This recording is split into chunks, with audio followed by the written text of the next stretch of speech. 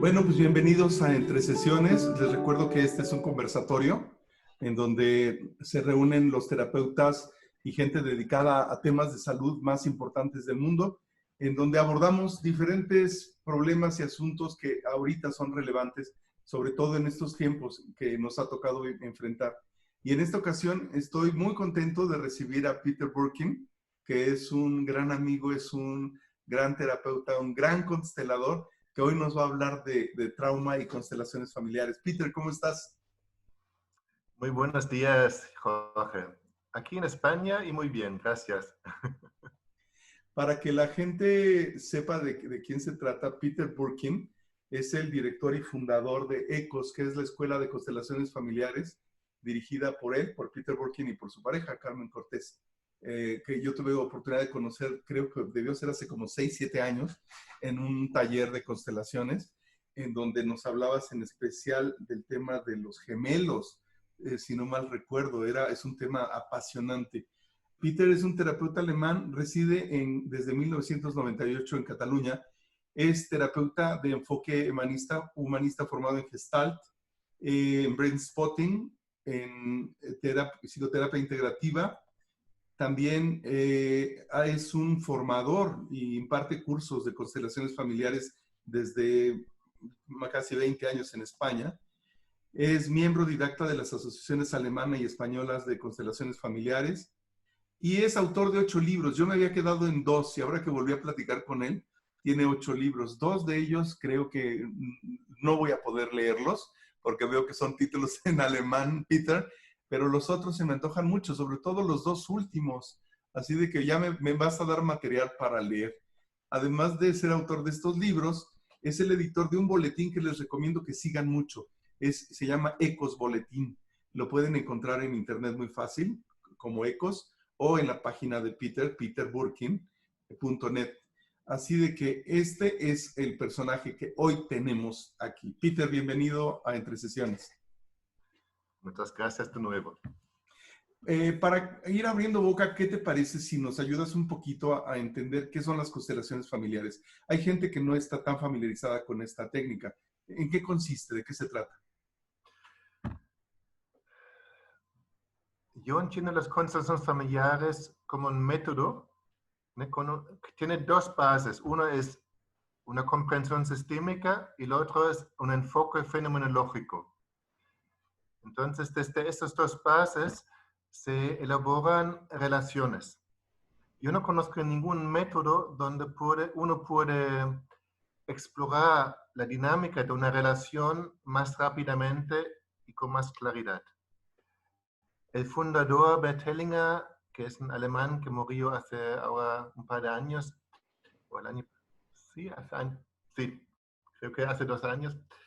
Entonces, él enfocó básicamente en la familia, por eso se llama constelaciones familiares, como las relaciones más importantes que nos afectan, que nos involucran, aunque no está limitado al ambiente de familia. También existen aplicaciones a ambientes más amplios, ¿no?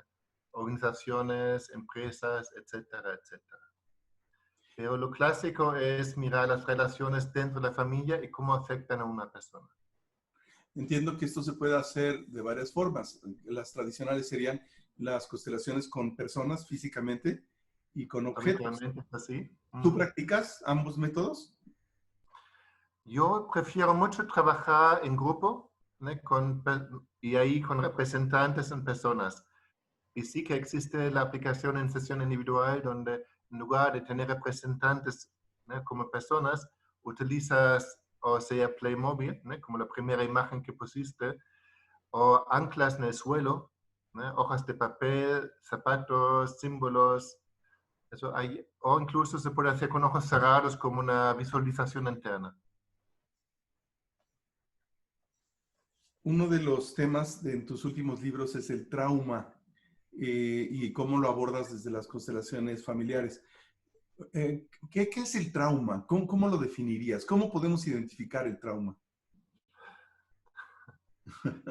Y No, sobre todo en un momento como el actual, Peter, en donde yo creo que pocas generaciones fuera de las grandes guerras de Europa, pero acá en América yo creo que nadie había enfrentado un tema como el actual, que tiene un impacto mundial, lo del coronavirus. Vivimos un momento muy especial, y si quieres en un momento hablaremos de ello también. Pero para enfocar en tu pregunta, cuando hablamos del trauma hay que diferenciar tres dimensiones. El trauma personal, como algo que me ha ocurrido a mí, el trauma familiar, como algo que ha ocurrido en mi familia y todavía me afecta, y después el trauma colectivo, como que ha ocurrido, ¿no? Y afecta tanto a individuos, familias, como también a sociedades enteras, como en este momento. O como dices, durante guerras, revoluciones, etc. Para que la gente tenga una comprensión más clara de esto, ¿nos podrías dar algunos ejemplos, por ejemplo, del trauma individual, del trauma personal? ¿Algo que hayas encontrado tú en tus consultas?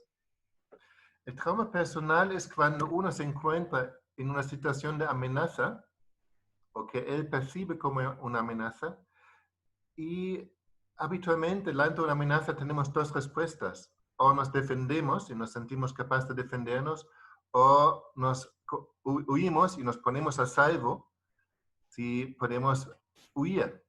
Pero si no ocurre ni lo uno ni lo otro por las circunstancias, entonces estás a la merced de la situación.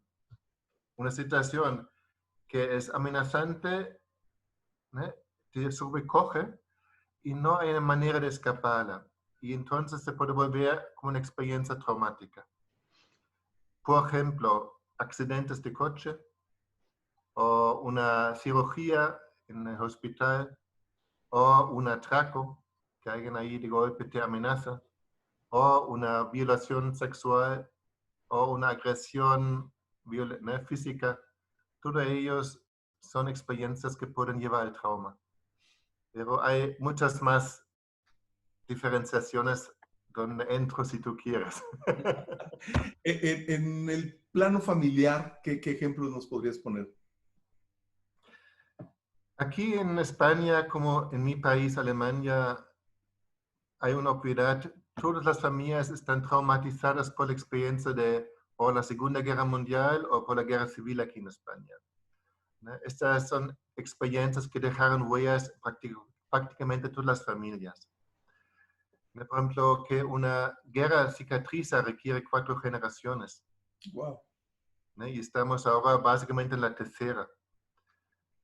Y vale, parece que está lejano, pero no es tan lejano. Nos sigue afectando bastante. Y momentos como ahora pueden servir como, ¿sabes? Como detonadoras que se despiertan los viejos traumas también. De golpe, de nuevo, uno tiene miedo a voy a hacer lo correcto, si no hago lo correcto me van a denunciar, acabo allí con esta presión muy fuerte social, si no hago lo que desde arriba se ordena, ¿no? Y me he encontrado con personas con fuertes ansiedades que tienen que ver también justo con estas historias, porque todo esto ya fue vivido durante el tiempo de dictadura de Franco. Acá en México yo me he encontrado unas constelaciones que verdaderamente parecían aterradoras, Peter, porque de repente entraban al campo y todo el mundo al piso. Entonces se volvía como un cementerio. Y una en particular me impresionó mucho porque el consultante era una persona que sus ancestros estaban involucrados o estuvieron involucrados en la Guerra Cristera, que fue un momento muy, muy traumático acá en México.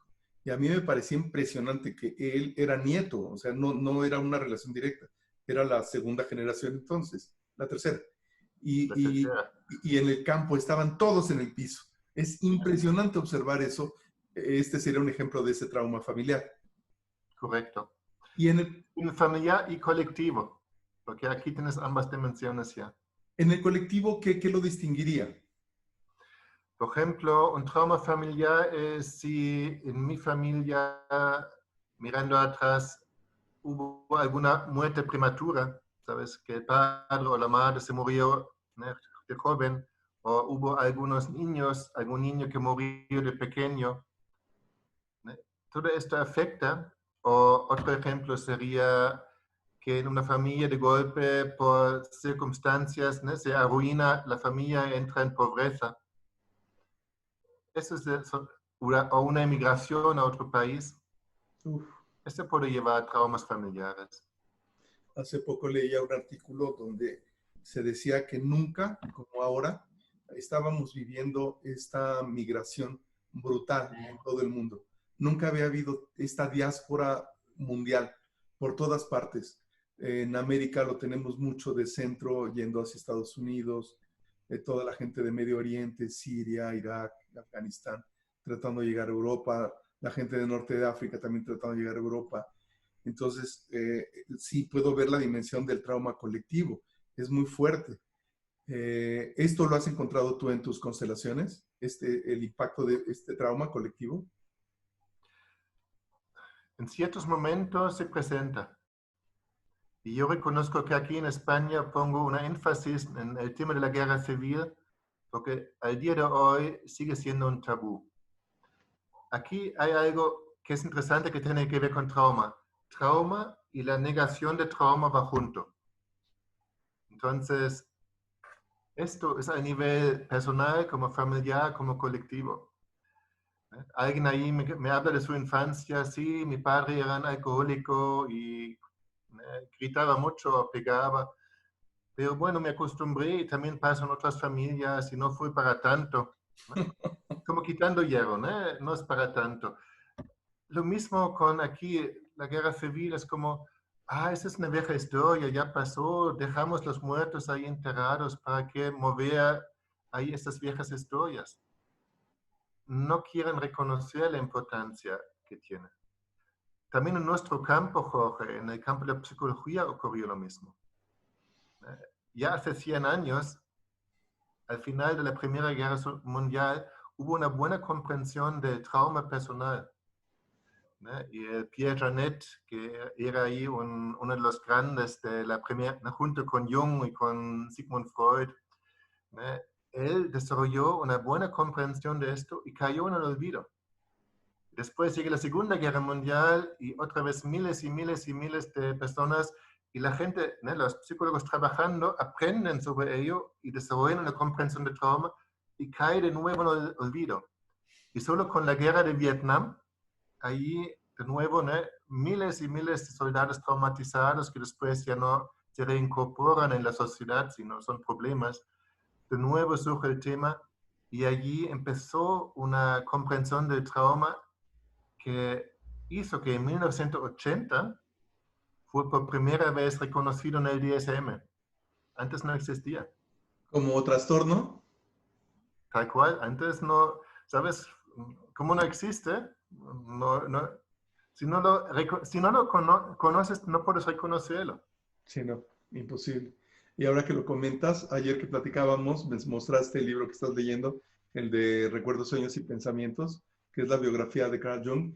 Hay un episodio que a mí me hace recordar mucho los momentos que estamos pasando, en donde él, previo a la Segunda Guerra Mundial, tiene estos sueños de ríos de sangre y cadáveres, y él no entendía qué es lo que estaba pasando en este sueño, que era recurrente, recurrente, y era el inconsciente colectivo expresándose en sus sueños, con un conocimiento que él, habían pasado muy pocos años de la Primera Guerra Mundial, pero como tienes razón, eso se olvida rápido, y había olvidado el trauma, y lo que le estaba anunciando este sueño era lo que venía, el trauma de la Segunda Guerra Mundial. Así es. En estos momentos, Peter, ¿qué estás encontrando tú con este tema que estamos enfrentando? ¿Cómo lo estás viviendo tú para empezar? ¿Cómo ha cambiado tu vida en estos últimos 6 meses, 7, no, ya casi 8 meses de que hemos estado encerrados, ¿no? En el caso de Europa, acá en México, nos encerramos desde marzo, sí, los que pudimos. Aquí también. Aquí también Y, fue mediados de marzo. y ahora acá ya se habla de que podemos salir a algo que han denominado nueva normalidad. Pero a mí me interesaría tu opinión. ¿Cómo lo estás viviendo tú y cómo lo estás viviendo como terapeuta en tus constelaciones? ¿De qué manera se está manifestando este trauma que nos impacta en los 3 niveles, personal, familiar y colectivo?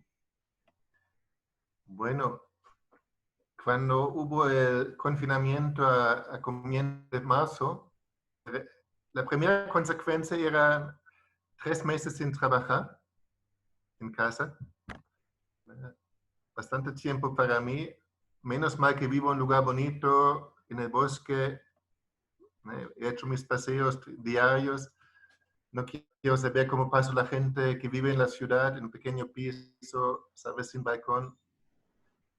No hay que olvidar, por ejemplo, en un centro penitenciario, en la cárcel, el mayor castigo posible es la celda de aislamiento, la falta de contacto. Entonces aquí, en estos meses pasados, millones de personas pasaron por situaciones parecidas, con un contacto muy limitado. Y yo creo que en primer lugar afecta a niños y a ancianos, ¿no? Los adultos tenemos más recursos, somos más resilientes en general, pero también a nosotros hay un efecto acumulativo. Por ejemplo, aquí en España, en junio parecía que lo peor había pasado y que estamos, ¿no?, mejor. Y ahora vuelven a subir los números, ya de nuevo se hablan de restricciones, quizá toca otro confinamiento. Y yo observo que esto, que no hay luz al final del túnel, que la cosa se alarga más, hace que la gente, ¿no?, y hablamos de la gente, y por supuesto hay de todo, pero que hay un estrés enorme y se manifiesta en forma de ansiedad, en depresión, ¿no? Anteayer leí un artículo que en las farmacias se venden ya un 5% más de medicamentos al respecto. Y estoy seguro que en 3, 4 meses van a ser otros 5 o 10% más. Lo que han avanzado hasta ahora, a ver cómo están en 3 meses. En algún momento, ¿sabes? Ahora aquí llega el otoño. Menos luz, más oscuridad, más retiramiento. Yo creo que lo duro está por venir. Y en el consultorio, ¿cómo lo estás viviendo? Yo me imagino que el trauma en constelaciones puede tener una manifestación sistémica, pero también puede tener implicaciones transgeneracionales, que se activen memorias. ¿Tú qué has observado en tu consulta, en tus constelaciones? ¿De qué manera estás notando el impacto de lo que estamos viviendo en la gente?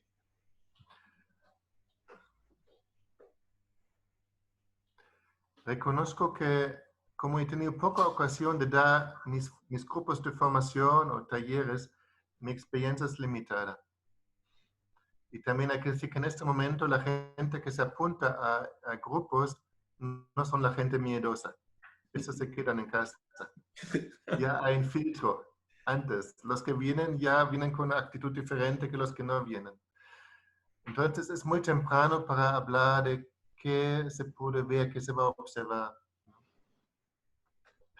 Yo con mis alumnos hemos tenido varios grupos de Zoom y el primer confinamiento fue interesante porque también fue un tiempo para muchos como de reflexión, de mirar hacia adentro, y hubo procesos interesantes y profundos y beneficiosos para la mayoría de los alumnos que tengo, que también ya es una selección, ¿no? No es la persona de pie a calle necesariamente. Así que es muy temprano saberlo. Yo creo que dentro del año que viene vamos a ver mucho más las consecuencias, que yo considero van a ser temas de depresión, ansiedad, de esto indudablemente, y también como falta de confianza. En una experiencia traumática lo que se pierde es la confianza en la vida. Se percibe la vida como hostil. Y si uno pierde esta confianza, después es muy difícil recuperarlo.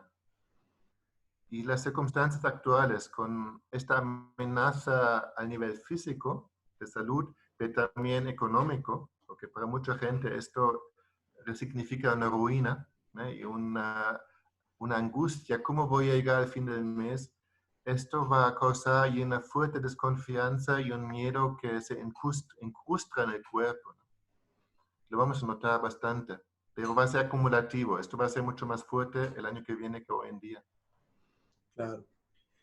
En tu trabajo, ¿cuáles son las pistas que tú sigues para descubrir el trauma en tus consultantes? Ok. Entonces, nos olvidamos de la pandemia, no vamos a hablar de ella, sino hablamos del día a día. La gente lo va a agradecer. Y además, como bien dices, los efectos todavía no son tan evidentes. Hay muchos números. Acá en México circulan muchos números de un Sí, sí. incremento de feminicidios, de un incremento de violencia intrafamiliar. Ahora, justo tenemos el problema del regreso a clases. Entonces, también acá hay un problema grave porque gran parte de la población no tiene acceso a computadoras o a Internet. Pero bueno, vamos a abstraernos un poquito y vamos a ver tu trabajo puro de trauma en constelaciones familiares, que a mí me parece muy interesante, porque me imagino que eres de los pioneros en tratar este tema a través de constelaciones. Yo lo considero que sí, porque mientras que el trauma transgeneracional o familiar es el pan de cada día en las constelaciones familiares desde la primera hora, ¿no? Y es lo que más habitualmente aparece en las constelaciones, a mí me faltó de distinguir entre el trauma familiar y el trauma personal, ¿no? Y si es un trauma personal, algo que yo he vivido en propia carne, ¿no? Entonces hay que cambiar la forma de trabajar. Y allí lo que en otro aspecto puede ser muy beneficioso hacer una constelación con el tema de trauma transgeneracional, puede ser dañino al hacer un trabajo sobre el trauma personal. Porque el trauma personal, lo primero hay que entender es sanar un trauma personal es proceso. No es un acto de reparación y ya está, sino es un proceso poco a poco. La experiencia fue que algo ocurrió demasiado rápido, demasiado intenso, fue sobrecogedor. Y ahora para poder trabajarlo hay que como hacerlo poco a poco, en pequeños pasos, para la experiencia sea, lo puedo controlar, no me abruma. Porque si me activa demasiado, ya no puedo entrar en un proceso de sanación. Estoy ya retraumatizándome. Entonces, si alguien viene y dice, tengo, ¿no? ¿no? Hubo un abuso sexual y quiero constelarlo, en el fondo está contraindicado de entrada, porque aquí haces una constelación, después la persona se va a casa y no hay seguimiento. Y yo desde hace 15 años ¿no? doy en mis formaciones un módulo sobre trauma para que los alumnos aprendan la diferencia entre trauma personal, trauma familiar. Esto se trata de una forma y esto de otra. Y aquí, ¿cómo tratarlo? Fíjate que esa es una de las críticas más puntuales que yo he oído con respecto a las constelaciones familiares, de que por ser situaciones que se presentan en una ocasión, después falta todo el proceso de contención y de seguimiento. Tú sí lo observas en tu práctica profesional, si haces estas constelaciones y una vez que trabajas el trauma, ¿le das seguimiento al paciente o lo refieres con otros terapeutas? Es justo ahí donde creo que los temas que tienen que ver con trauma personal hay que distinguirles de otros temas, ¿no? Porque muchos temas se pueden tratar muy bien en una constelación y ya está, y la persona tiene suficientes recursos para llevar la experiencia a casa e integrarla. Pero cuando se trata de trauma, ¿no? Esas experiencias, por ejemplo, si doy en taller abierto y la persona con que trabaja me propone un trabajo así, la primera pregunta que hago, ¿estás en terapia? ¿Sí o no? Porque si estoy en un proceso de terapia, la experiencia que vamos a tener a continuación lo puedo llevar allí, puedo integrarlo en el proceso. Pero si no está en terapia, no hay un marco que lo contiene. Y a veces digo, te recomiendo, te- dame un momento. Sí, no te ¿Sabes? preocupes. Porque hay una cosa con trauma. La experiencia fue, una persona pasó por un peligro, no pudo defenderse, no pudo huir y nadie vino al rescate. Uh-huh. Entonces la experiencia es no puedo contar con nadie y una consecuencia es que uno se transforma como en un guerrero en solitario. Me apoyo en mí mismo y no busco ayuda porque desconfío de ello. Mi experiencia es que no hubo cuando lo necesitaba. Entonces hay una tendencia de no ir a la terapia. Hay una tendencia, me lo arreglo yo solito. Sí, Pero resistencias. sí, y este es ahí el dilema. Entonces, yo veo ahí una parte importante de psicoeducación. explicar qué es trauma y explicar cómo se sana, que es un proceso poco a poco en el tiempo, y mejor que acompañado que solo. Claro. Y cuando yo vi tu trabajo acá en México, me gustó mucho eso, porque abrir procesos y dejarlos así es muy irresponsable. Y esta parte que te tomabas tú para psicoeducación se me hacía muy, muy importante. Aparte del trabajo que haces formando consteladores, que ojalá podamos al final de la sesión llegar a algún acuerdo para ver si organizamos un taller. A lo mejor no tanto un taller para hacer las constelaciones en sí, sino para que nos compartas este conocimiento que tienes de la metodología que tú aplicas. Con gusto, podemos hablar. Ok.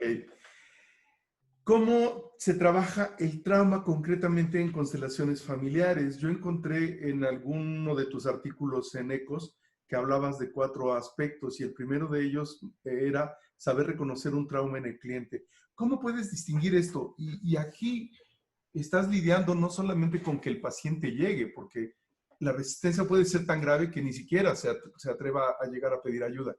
O si llega, qué tanto las resistencias lo hacen bloquear esta parte. Y entonces, ¿de qué manera tú puedes abrir o lograr esta interacción con él para identificar que el tema que trae es un trauma? Hay varias fuentes de información. La primera es que la persona misma te lo cuenta, ¿no? Que te dijo qué pasó. Quizá me lo cuenta de una forma quitando hierro al asunto, como que no sea importante, pero entonces yo tomo nota de, no, si me habla de esto, esto es grave, ¿no? Entonces ahí la experiencia que dice, esto no es poca cosa. Si te da la información, es una fuente. Otra es que no te lo cuenta, pero su cuerpo habla.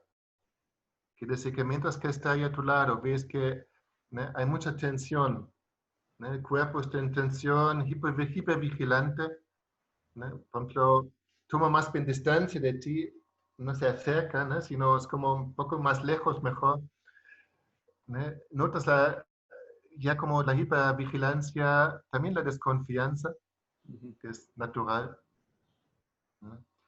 Y esto me dice, bueno, esto tiene una historia detrás, que el cuerpo responde así es por algo.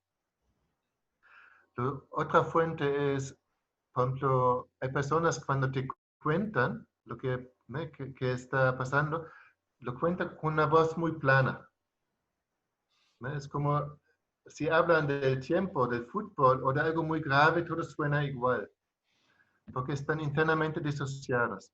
Uh -huh. Y la disociación es una secuela central del trauma, ¿no? Porque cuando ocurre el suceso, si yo no puedo defenderme o huir, la tercera opción que nos queda es disociarme. Mi cuerpo se queda ahí, pero yo me voy, ¿no? Y de esta forma es un mecanismo muy inteligente que tenemos a ponernos a salvo, ¿no? Y de alguna forma, por lo menos, intentar de superar situaciones muy adversas. Pero si después de la experiencia no vuelvo y me reintegro en mí mismo y se mantiene esta disociación, entonces hay ciertos sentimientos que no quiero sentir. Estoy disociado de experiencias, sentimientos, algo de mi historia, ¿no?, que allí no quiero tocar. Y se manifiesta en forma de evitación de ciertos temas o en evitación de emociones, ¿no?, esta voz plana, ¿no?, llama la atención.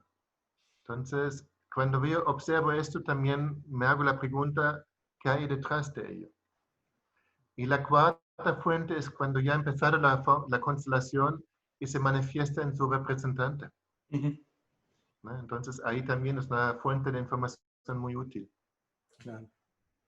Te había comentado que a mí una de las constelaciones que vi contigo que me encantó la técnica era este silencio profundo que te tomas al principio, cómo a veces tomas al consultante de la mano y te das todo el tiempo para mirarlo a los ojos y veo cómo estableces una profunda conexión con este consultante y después sueltas una pregunta que me imagino que viene del alma o viene del mismo campo y a mí me parecía en verdad muy emotivo ver la manera en que la gente se abría totalmente a ti después de este espacio como de respeto, como de conexión.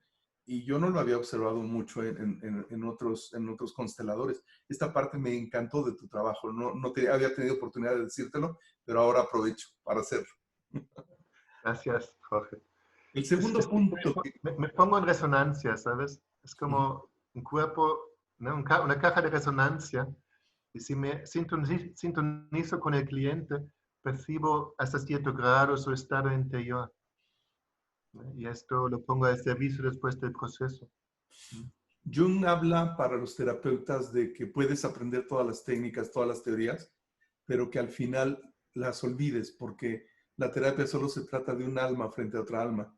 Y créeme que cuando te observé hacer estos ejercicios, fue impresionante. Me gustaba mucho ver cómo te conectabas con la gente. El segundo punto que encontré en este artículo que escribiste para hacer este trabajo de trauma en constelaciones familiares era tener una comprensión del proceso de sanación. ¿A qué te refieres con esto? Un elemento clave es el tiempo. Cuando alguien tiene un problema y viene a terapia, muchas veces viene con actitud, tengo un problema, quítamelo y ya, lo más rápido posible. Como si fuera una muela. Exacto, como reparar el carro, ¿sabes? Pero no somos carros, no somos mecanismos, somos seres humanos. Entonces, para un ser humano, todo es proceso, es movimiento. Y un elemento clave es el tiempo. Entonces, entender que hasta que se sana una herida de trauma, es poco a poco, ¿no? Entrar en esto. Y si tengo esta comprensión, por ejemplo, no voy a intentar hacer la gran constelación para como el gran acto de reparación y ya resuelto, porque es una ilusión. No va a funcionar así, No. ¿no? Es más bien al revés. ¿Cómo modificar la constelación para que hagamos justo un pequeño paso, un paso que le puede servir, un paso adelante, sin que sea una experiencia retraumatizante? Entonces, una es realmente limitar, reducir el tema o el enfoque y no ir al carajo, ¿sabes? No ir con todo a por todo, que es allí contraindicado. Ahora que mencionas esto, yo he visto algunas constelaciones en donde se ha forzado mucho el secreto en el sistema familiar y el efecto es fuerte porque si el sistema no está listo para abrirlo, creo que habría que tratarlo con más respeto que obligar casi a punta de pistola a que abran el secreto o que hablen de cosas que no están listos, ¿no? Para observar. Entonces, me parece muy importante esto que mencionas de ir siguiendo el proceso. ¿Sabes cómo me lo imagino? Como el disco que conocimos, el acetato, y la aguja. Y entonces ahí el constelador más bien va siguiendo el surco que el paciente va marcando. Y no al revés, tratar de entrar con todo a abrir o violar secretos o temas que no está preparado para ver, ¿no? Hay una imagen bonita que me dijo David Grant, que es el creador del Brainspotting. Él tiene esta imagen. El paciente es el cometa y el terapeuta es la cola del cometa. Ah, qué bonito. Quiere decir que el terapeuta sigue al cliente. El cliente marca el ritmo y el terapeuta le sigue, no al revés. Y esto es fundamental y mucho más con el tema del trauma. Muy padre esta imagen, Peter. El tercer aspecto que tú recomiendas considerar al tratar trauma de constelaciones es modificar el marco de la constelación. Y aquí fíjate que este es todo un tema porque ya ves que tenemos a los Hellinger primera generación y tenemos a los de última generación ya Hellinger Science eh, después de su muerte. Y hay como en algunas formaciones mucha rigidez de que el marco de la constelación es uno y no se mueve. Entonces, cuando leí esta parte tuya me llamó mucho la atención, porque yo creo que también tiene que ver mucho con el respeto al cliente y el respeto a la técnica. ¿De qué manera tú modificas el marco de la constelación? Sabes, con las constelaciones familiares hay un tema, este método es aplicable en cualquier contexto. Yo lo utilizo en el contexto psicoterapéutico. Y utilizarlo en este contexto, por ejemplo, voy con mucho cuidado. Si lo utilizo en otro contexto, puedo hacer otras cosas. Por ejemplo, Bert Helling en los últimos años, él claramente se definió a sí mismo como filósofo, no como terapeuta. Ujú. Si trabajo como filósofo, puedo permitirme otras cosas o hacer otras cosas que no encajan en el marco psicoterapéutico.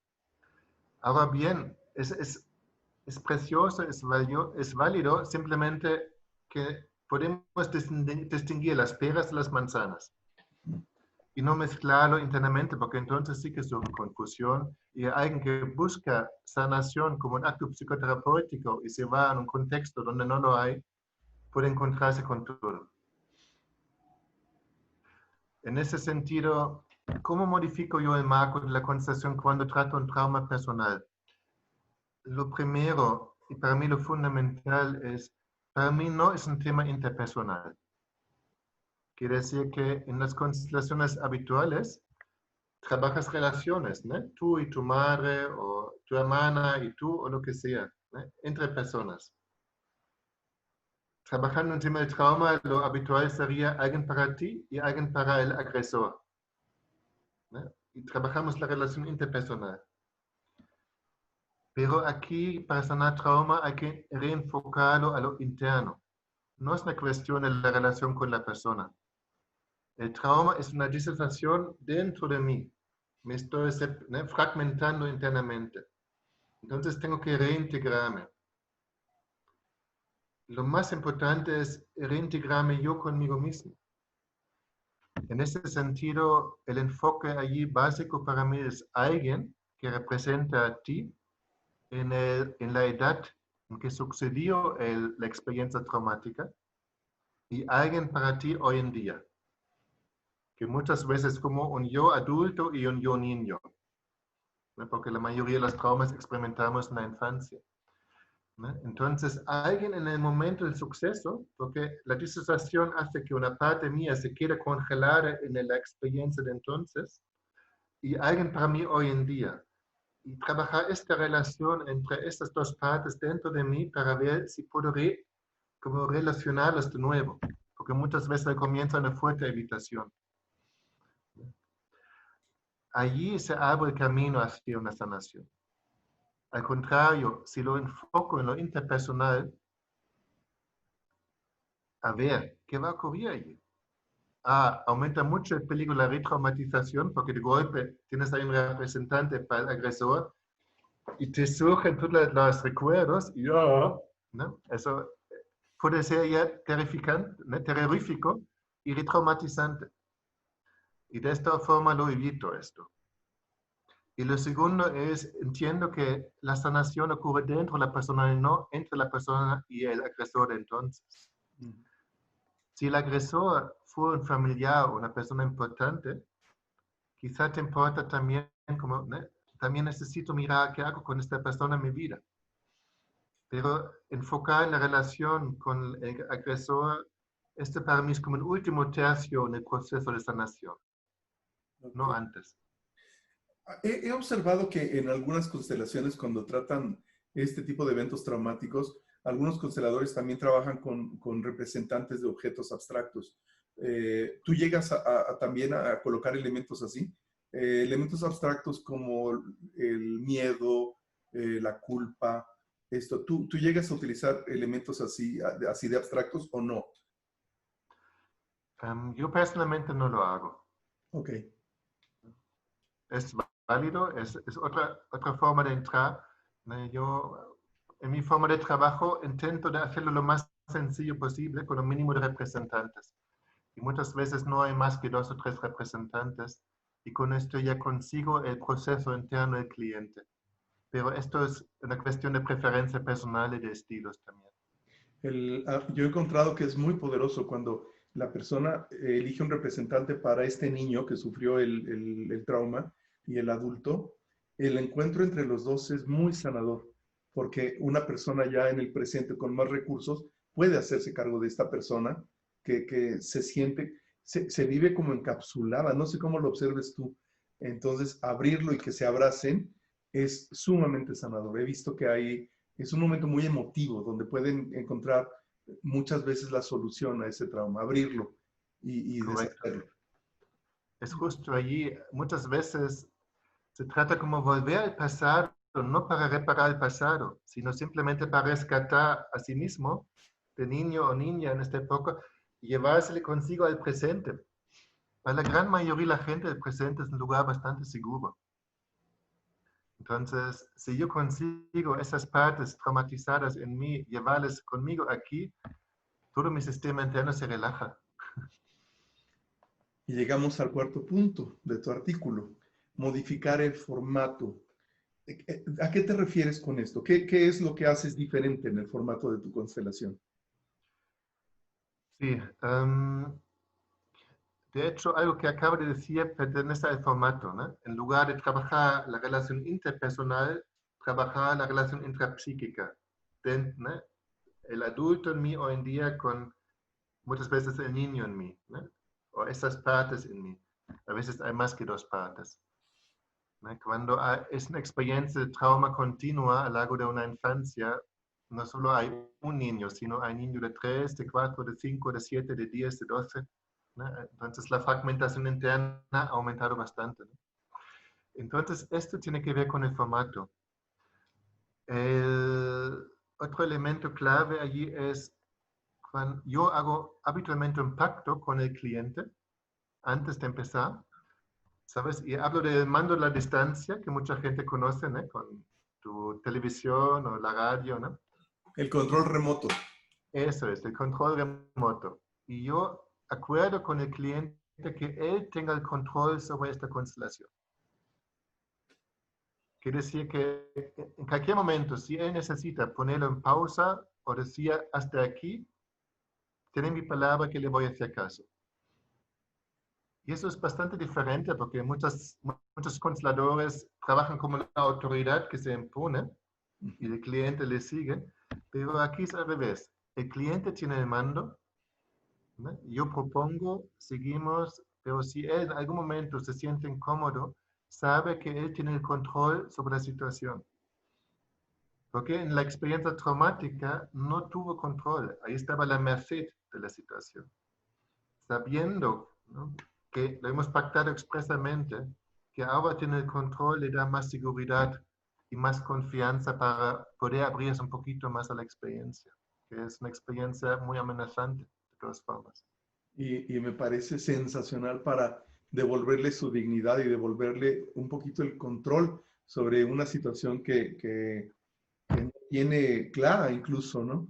Entonces creo que puede ser de un efecto muy de empoderar al cliente. Es una experiencia reparadora en sí mismo. Ahora me enfrento a este viejo recuerdo que todavía me afecta, pero hay dos diferencias. Una es, no estoy solo, estoy acompañado, ¿no?, por el terapeuta, y no estoy a la merced, tengo el control. Y esas dos experiencias ya hacen el cerebro, ¿no?, como un reprocesamiento, ¿no? Es como un proceso de digestión del proceso, ¿no?, donde ahora se añade una nueva experiencia, una experiencia reparadora a la vieja. Y como tal puede tener un efecto sanador. Increíble. Me encantará verlo. Ojalá que tengamos oportunidad de verte acá en México haciendo esto. Y créanmelo, es toda una experiencia ver a Peter haciendo constelaciones. Y este nuevo formato para constelaciones para trauma debe ser algo digno de observarse y de aprender. Entonces, ojalá que pase todo esto. Y eso me lleva a la siguiente pregunta, Peter. ¿Qué estás haciendo hoy? ¿Cómo estás compartiendo tu conocimiento? ¿Cómo te has encontrado con todas las condiciones que hoy nos impone esto? ¿Cómo te está yendo con la tecnología? ¿Cómo te está yendo con tus grupos, con tus pacientes? ¿Sigues viéndolos? Mira, reconozco que la situación me ha sacado de mi zona de confort. Y mi zona de confort es el trabajo presencial. Yo doy muchos fines de semana trabajando en grupo información y allí me siento muy cómodo y lo hago con mucho gusto. Y ahora estoy aprendiendo, como en este momento contigo, abrirme a una entrevista online o dar alguna terapia online, ¿no? Que antes tampoco lo hice. Estoy en proceso y desarrollar un curso de 12 horas como introducción informativo al trauma, que he dado ya una vez online y fue una buena experiencia, fue en 3 tardes, ¿no? Y quizá voy a seguir desarrollando más en este aspecto, pero quiero también marcar un límite, ¿no? Por ejemplo, yo no trabajaría en grupo el tema del trauma online. No lo hago porque me parece irresponsable. No puedo atender a los presentes, ¿no? Tenía cada uno ahí a la vista, como en un grupo, en una sala. Y después se acaba la transmisión, ¿no? Clic, ¿y qué pasa a la persona? Para mí es demasiado, un lugar no suficiente seguro para tratar temas así. Entonces, una cosa es ofrecer cursos informativos, esto veo posible, pero yo aquí en España doy 2 veces al año un curso 6 días de forma residencial sobre el trauma, ¿no? Máximo 20 personas, para que yo pueda ver a cada uno, lo doy junto con mi mujer, ¿no? Información, aprendizaje y trabajo personal, muy rico, en este marco tan seguro. Y esto al día de hoy no lo veo posible online. Ujú. Sí, esa es una de las limitantes que he observado mucho con las constelaciones, tanto de objetos como de personas, porque ahí sí la posibilidad de interacción está muy limitada y la posibilidad de que el cliente, el consultante realmente conecte con el campo, la veo más compleja, ¿no? Lo he visto en formación de consteladores y lo he visto en la aplicación de la técnica. Y lo entiendo perfecto, pero ¿te animarías a hacer un taller a nivel teórico, a nivel a lo mejor para terapeutas, en donde compartas todo este conocimiento que tienes del trauma y gente que esté formada en constelaciones o en psicoterapia pueda entender qué es lo que haces, en el entendido de que no van a ser constelaciones, o sea, no estamos limitados por la tecnología, pero a lo mejor que nos compartieras toda esta metodología que tienes de constelaciones y trauma? Podemos hablar de ello, Jorge. Simplemente necesito modificar un poco tus palabras. Quiere decir que puede ser una introducción al tema del trauma, que es un tema muy complejo y Sí. requería muchas horas, mucho más que 12 horas, por ejemplo. 12 Mm. horas es para ¿no? una comprensión básica, unos conceptos muy claros y básicos, ¿no? Esto sí. ¿No? Después el tema da para mucho más, ¿no? A lo Pero mejor, en a lo ese mejor sentido, esto sí que podría hacer. sí, yo pensaría que no fuera un taller o una plática como la de hoy, que estamos muy limitados a una hora, pero que pudiera ser a lo mejor un taller de unas 8 horas, 12 horas, en donde en diferentes sesiones pudieras compartirnos toda esta introducción del trauma y después ya ver en concreto la metodología. A lo mejor que nos comentaras algunos casos que has tenido para observar la metodología en la experiencia. Correcto. Y Eso es esto, posible. perfecto, entonces vamos a ver si lo podemos organizar, Peter, porque va a ser interesantísimo recuperar este conocimiento que tienes. ¿Dónde te puede contactar la gente que quiera hablar contigo? Lo mejor es a través de la página web, ¿no? Que Ajá. es mi nombre y apellido, Peter Burgwin, gracias. ¿No? Allí hay contacto, ¿no? Eso es una forma de ponerse en contacto conmigo que es quizá la más clara y más sencilla. Ahí también puede encontrar, ¿no? unos cuantos artículos, ¿no? que he publicado a lo largo de los años en el Ecos Boletín sobre diversos temas de constelaciones familiares y del gemelo solitario. Y también para el tema mismo del trauma, recomendaría mucho mi libro Trauma y Presencia, ¿no? De hecho, para el curso, quizá antes, quizá después, pero estaría muy rico leerlo porque realmente acompaña muy bien y da muchas facetas del tema. Trauma y presencia. Ese libro lo consiguen fácilmente en Amazon. Yo creo que sí, ¿Cuál es la ¿no? editorial? Desclée de Brouwer, que es Sí, una editorial del País Vasco aquí en España, que tiene una distribución en general en Latinoamérica. Yo sé que en México se vende.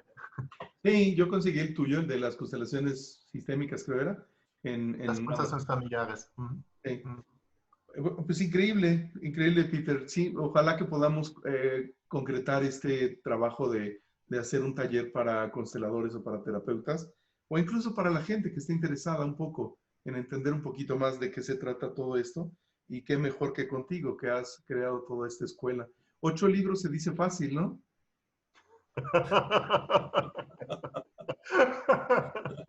Hey, Jorge. De 8 libros. hecho, de 8 llega este año diciendo, yo necesitaba una pausa de varios años para de nuevo como enfocar en otros procesos internos que quizá más adelante se manifiestan de nuevo en literatura, sí o no, pero también tengo la sensación, y cumplido ya bastante, como comunicando información que me parece valiosa. Hay una anécdota que yo recuerdo tuya, no sé si tú la recuerdes, pero me encanta porque yo la uso con cierta frecuencia. Ya ves que hay todo un asunto con respecto a las leyes del amor, los órdenes del amor y todo esto. Y este problema que a veces se da entre los hijos y los padres, o los padres y los hijos. Y tú hablabas de cuál es el regalo más grande que le puede dar un padre a un hijo. ¿Cuál es? El primero. Que un padre puede dar al hijo El primero que le da. la vida misma, ¿Por qué? porque si no, no estarías aquí.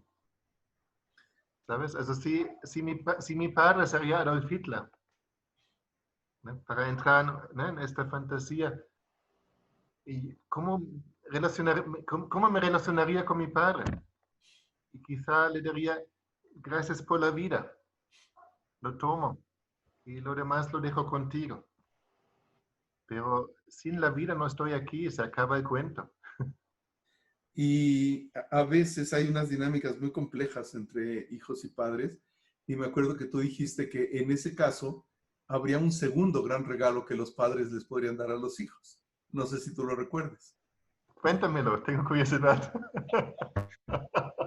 Te lo voy a decir tal como lo dijiste porque me encanta, sobre todo cuando tengo pacientes que están muy, muy críticos de su relación con el padre o culpándolo de todas sus desgracias o no se mueven. Siempre les digo, mira, Peter Burkin, un constelador alemán que vive en España, dice que el primer regalo es suficiente, es la vida. Con eso se salda cualquier deuda. Pero si quedara deudas, hay un segundo regalo que les puede dar el padre al hijo, que es darle una patada en el culo y echarlo a la calle. No lo recordabas. Bueno, lo quiero modificar un poco porque así suena un poco bruto. Um, el, a veces digo, el último gran acto de amor de los padres hacia los hijos, una vez que han llegado a la edad adulta, es darles el pasaporte y una leve patada en el culo para que vuelan. Ah, me Y, gusta más. y que no se acomoden demasiado en el hotel mamá. Sí, claro.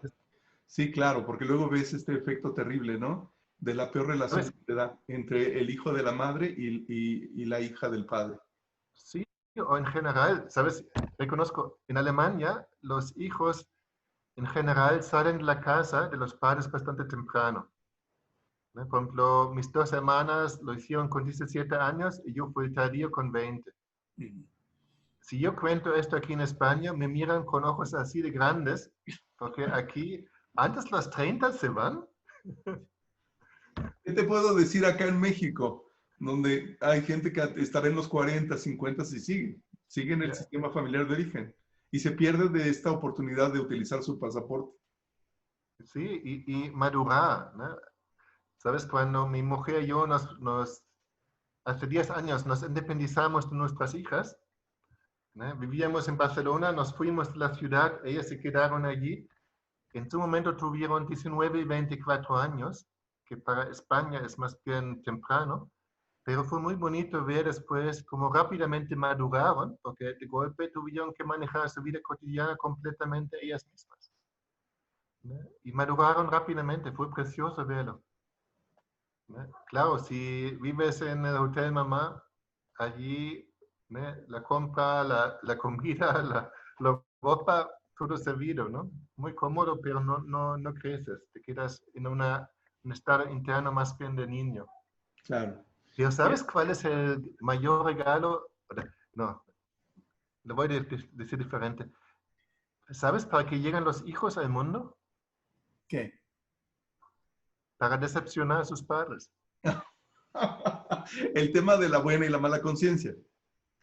Es maravilloso, pero te voy a decir, es muy doloroso.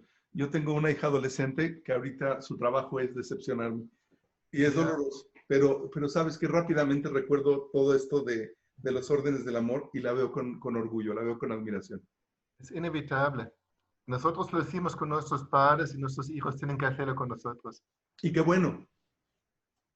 Decepcionan nuestras ideas y nuestras respuestas que tenemos para ellos, pero ellos necesitan sus propias ideas y sus propias respuestas. Por eso es inevitable. Y eso es una bendición, ese es un gran destino, ese es un gran resultado. Y lo podemos ver con orgullo como padres. Cumplimos. Así es. Peter, en verdad que es un placer haber hablado contigo. No sé si hay algún comentario adicional para cerrar que quieras hacer para el público que nos ha oído y el compromiso de que estés disponible para organizar un taller acá, aunque sea en línea. Jorge, hablamos de ello, estoy dispuesto, entonces buscamos ahí el marco, cómo puede ser, y la verdad me gusta mucho mantener en contacto con México, porque estuvimos allí varias veces, mi mujer y yo, y tengo un recuerdo tan maravilloso de este país lindo, que mantener el contacto para mí es muy lindo. Así que gracias por la invitación. Ojalá que pase esto pronto y que nos podamos ver también en vivo y poder disfrutar de estos talleres que organizas. Peter, te mando un abrazo y que salgamos bien y mejor Gracias. de todo esto. Hasta aquí, entre Mis sesiones. mejores deseos para todos. Gracias, Peter. Hasta aquí entre sesiones y nos vemos la próxima semana. Chao.